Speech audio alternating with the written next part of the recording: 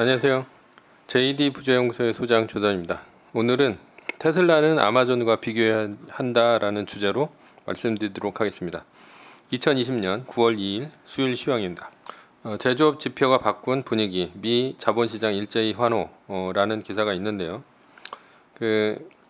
어제 이제 나스닥이 1.39% 폭등했고요. 1% 넘으면 이제 폭등이라고 보면 되는데, 왜냐하면 이제 평소에는 이제 나스닥이 1%가 안 되는 0점대 상승이 꾸준히 이어지기 때문입니다. 그런데 요즘에는 장난 아니게 올라가고 있죠. 다우존스 지수는 이제 0.76% 올랐고요. S&P 500 지수는 0.75% 올랐습니다. 어제 왜 올랐을까? 일단 공급관리협회 ISM에 따르면 8월 제조업 구매 관리자 지수 PMI가 이제 전월 대비 54.2에서 56으로 이제 상승했다라는 거죠. 그래서 이제 미국의 이제 경기 회복 우려를 이제 날릴 수 있는 대형 호재다 이렇게 보고 있는데요. 기사에서는 이제 PMI 지수가 나왔지만 저는 파월 의장의 2% 인플레이션 허용에 대한 발언, 뭐 평균 인플레이션 뭐 이런 얘기를 했지만 뭐 2%까지는 인플레이션이 뭐 허용될 거다 이런 발언 이후 이제 나스닥이 이제 폭등 중이라고 이제 보입니다. 달러 이제 다시 하강 압력, 유로당 1.2달러에도 무너졌다. 뭐 이런 기사가 있는데요. 달러는 파운드당 0.7% 하락한 1.3457달러, 유로당 1.2011달러까지 밀렸다. 달러는 2018년 5월 이후 유로에 대해 1.20달러를 넘어선 적이 없다. 달러는 또 중국 위안에서도 1년 만에 최저 수준으로 떨어져서 달러당 6.81위안까지 밀렸다. 주요 6개국 통화 대비 달러 가치를 나타내는 달러 지수도 이날 장중 0.4% 하락했다라는 거죠. 이 얘기는 뭐냐면 달러가 이제 유로화에 대해서 이제 악세를 보인다. 그리고 이제 달러 인덱스가 91포인트로 이제 하락하고 있습니다. 이게 다 뭐냐? 이게 이제 파월 의장의 발언 이후 심각하게 일어나는 일입니다. 그래서 달러 약세가 이제 아주 이제 크게 떨어지고 있다라는 얘기고요. 이에 대해서 천문학적인 유동성은 지금 이제 탈출구를 찾아야 됩니다. 달러를 믿고 있다가는 자산이 그냥 녹아버리는 그런 일들이 벌어진다는 거죠. 그런데 이제 미국 국채 같은 경우는 이미 제로 금리고, 그리고 뭐 더 이상 뭐 금리가 마이너스 금리로 가지 않는 한 올라갈 여지가 별로 없기 때문에 유럽이나 일본 등을 이제 보는 거죠. 유럽이나 일본. 뭐 그래서 이제 유럽이나 일본을 봤더니 유로존이 이제 4년 만에 첫 디플레이션이다. 그래서 이제 유로스타트는 소비자 물가 상승률이 이제 마이너스 0.2%를 기록했고, 뭐 지금 유럽이 이제 디플레이션에 빠진 게 이제 확실하죠. 그래서 이제 물가가 하락하는 디플레이션이 발생했다라는 겁니다. 왜 이렇게 빠졌냐? 이렇게 된 거는 유럽이 혁신기업이나 제조업, 뭐 은행, 뭐 이런 쪽에 이제 치우친 결과죠. 그러니까 컨택트 위주로 이제 포트폴리오가 짜여져 있기 때문에 요건 안 건드리는 거예요. 미국 같은 경우도 주식이 오르고는 있지만 지금 컨택트 기업들은 뭐 거의 손을 안 대고 있잖아요. 일본은 다르냐? 일본도 똑같다라는 거예요. 일본도 이제 제조업 위주죠. 게다가 이제 뭐 아베 총리까지도 그만뒀기 때문에 이 유동성이 갈 곳이 없습니다. 그러니까 다시 어디로 가요? 다시 이제 미국으로 보고 있다라는 거예요. 그러니까 이런 코로나 형국에 가장 이제 많이 뛰는 굉장히 이제 미래가 확실한 바이오나 IT는 다 어디 있습니까? 다 미국이 가지고 있다라고 볼 수 있고, 그러니까 돈이 미국으로 몰리고 있는 중이에요. 그것도 이제 미국 주식으로 몰리고 있다라는 거죠. 미국 주식으로 몰리는 이유는 채권이 사상 최고로 굉장히 많이 올랐기 때문에 채권이 오히려 위험해졌고, 오히려 위험해진 채권 때문에 상대적으로 안전한 주식을 찾는다는 얘기입니다. 그래서 뭐 미국의 상대적으로 안전한 주식, 뭐 테크 주식을 이제 보게 되는 거죠. 그리고 이제 분산해서 이제 금과 은 뭐 이런 상품들이 있는데, 뭐 금하고 은하고 또 이제 상품 뭐 구리나 뭐 여러 가지 것들이 있죠. 그런데 금이나 은도 아직 정고점 돌파를 못 하고 있어요. 그러니까 얘네들이 그쪽으로 확 들어가는 모양새는 아니에요. 금이나 은 쪽으로도. 그 금이나 은이 정고점을 돌파하고 쭉쭉 뻗어 나가면 그쪽으로도 이제 돈이 몰릴 텐데 현재는 돈이 몰리는 데가 어디냐? 유동자금이 몰리는 데가 미국의 우량 주식이다라는 거죠. 그렇다면 우량 주식 중에 어떤 걸 사야 되냐? 당연히 이제 빅테크 기업이죠. 빅테크 기업인데 뭐 빅테크 기업은 뭐 어디입니까? 애플, 아마존, 마이크로소프트, 구글, 페이스북 그리고 이제 테슬라 뭐 이런 데들이 될 텐데 여기 그 기사를 보면 중국의 민간 제조업 경기가 10년 내 최고다 뭐 이런 기사가 있어요. 뭐 보시면 중국 전문 매체 차이신 뭐 IHS 마켓이 1월 발표한 8월 차이신 제조업 구매 관리자 지수 이거 똑같은 이제 PMI죠. 제조업이 얼마나 좋은지 뭐 이런 건데 이것도 이제 53.1이에요. 전달이 52.8 그러니까 52.6을 크게 웃돌았다. 뭐 크게 웃돈 건지 잘 모르겠는데 일단 50 넘으면 좋은 겁니다. 그래서 2011년 2월 이후 이제 99년 6개월 만에 최고치다라는 거죠. 예. 그러니까 미국하고 다르게 이제 중국 같은 경우는 PMI 지수가 중요한데요. 왜냐하면 이제 미국은 제조업 비중이 한 10% 정도로 낮고 서비스업 비중이 한 70% 높죠.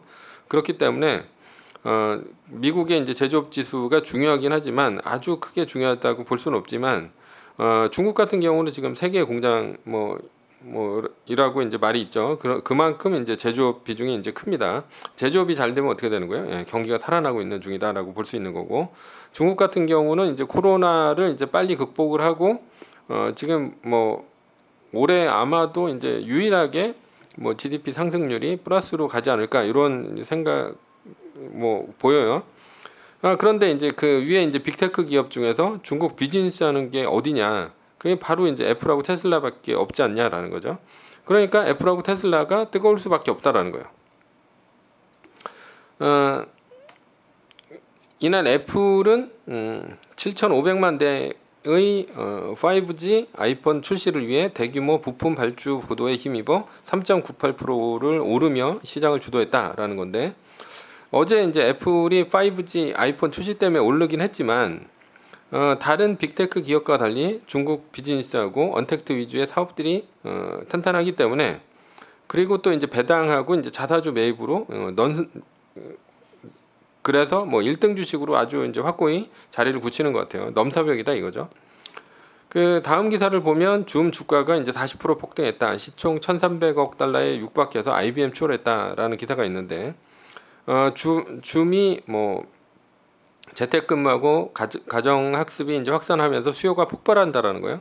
그러면서 직원 10명 이상의 기업 및 기관 고객이 37만 2천 곳에 달했다. 그래서 지난해 같은 기간보다 458% 급증했다라고 밝혔죠. 그래서 주가가 이제 40% 올랐습니다. 예, 뭐 실적 발표하는 날 뭐 20% 넘게 오르고요.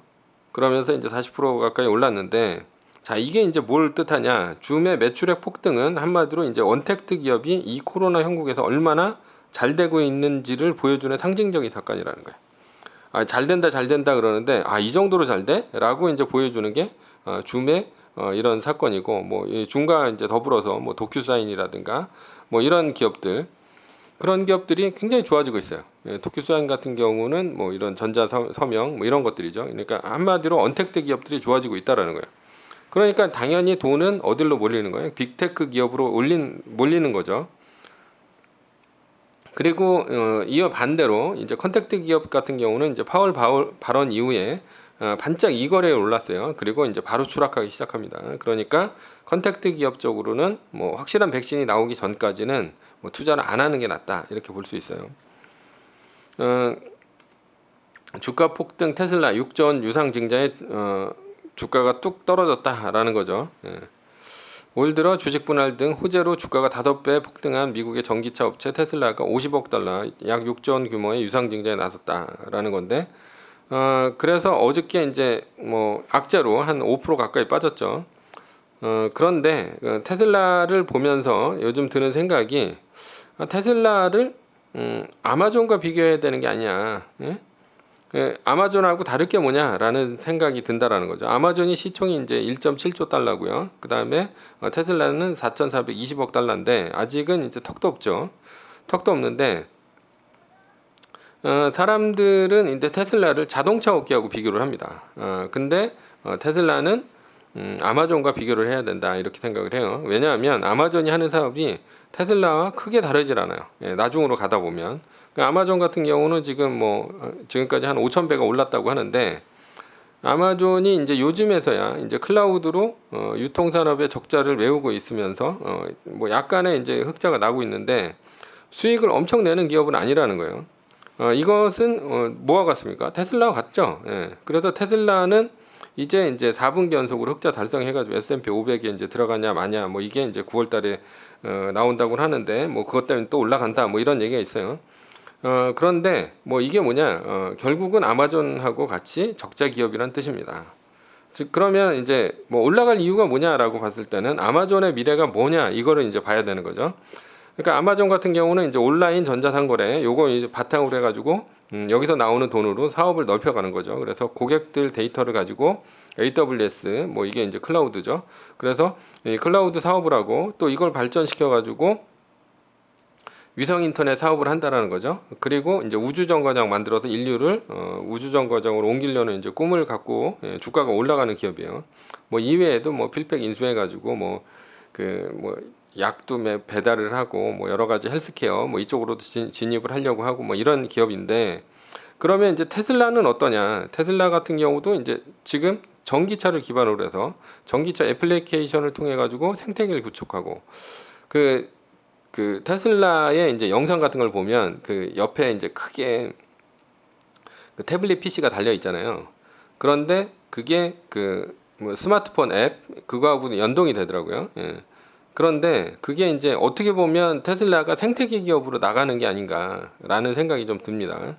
그러니까 그쪽에 앱을 이제 깔고 나서 앱을 통해 가지고 사람들이 차를 운전을 하거나 아니면 이제 차를 보거나 아니면 도난이라든가 여러 가지 것들을 다 하죠. 심지어는 에어컨 틀거나 이런 것들은 전부 이 태블릿 PC를 통해 가지고 그 명령을 내려요. 무슨 이렇게 기계식 장치로 하는 게 아니라.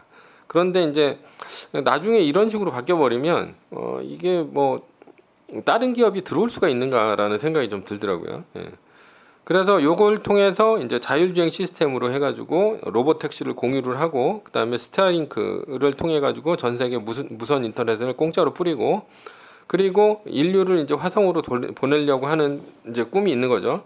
그러면서 주가가 올라가는 기업이야. 그러니까 궁극적으로 보면 아마존하고 테슬라하고 뭐가 다르냐라는 거야. 아마존이 예전에 이제 바닥에서 빌빌거릴 때 아마존 이렇게 성장할 줄 알았냐라는 거죠. 예, 알지 못했다라는 거예요. 테슬라도 마찬가지라는 거예요.